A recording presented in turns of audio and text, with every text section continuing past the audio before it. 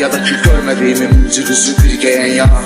Döymediğimi kanlı davaların ortasında, söymediğimi ümitleri hayalların arkasında. Gitmedi mi sevgiler kızların gözlerinde, gitmedi mi sevdiklerimiz ellerimizden çıkıp gitmedi mi? Bizden uzaklara dostum gitme sen de uzaklara. Bitir hayallerim, bitir ümitlerimi. Yaşamak çok çetin, kaderini yaşamak çok çetin. Bitir hayallerim, bitir ümitlerim. Yaşamak çok çetin, kaderini yaşamak çok çetin. Ama yaşamak lazım, ya da ölmek lazım. Çetinli bu hayat, geriye dönmek lazım. Dostum yaşamak lazım, ya da ölmek lazım.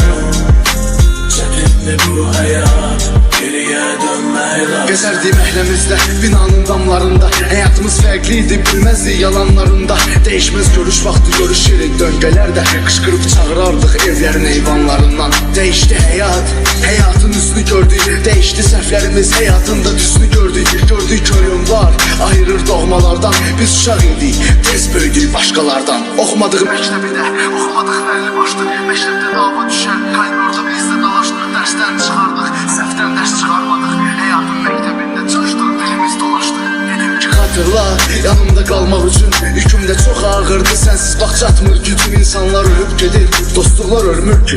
Həyat da gedir, geriyə dönmür. Kim yalan kim doğru, hayatımız sade qəlblər olur. Sən davam elə mənim üçün sondu, bilirəm mənim zamanım doldu. Kim yalan kim doğru, hayatımız sade qəlblər olur. Sən davam elə mənim üçün sondu, bilirəm mənim zamanım doldu. Yaşamak lazım, ya da ölmek lazım. Çetinli bu hayat, geriye dönmek lazım. Bak dostum yaşamak lazım, ya da ölmek lazım. Çetinli bu hayat,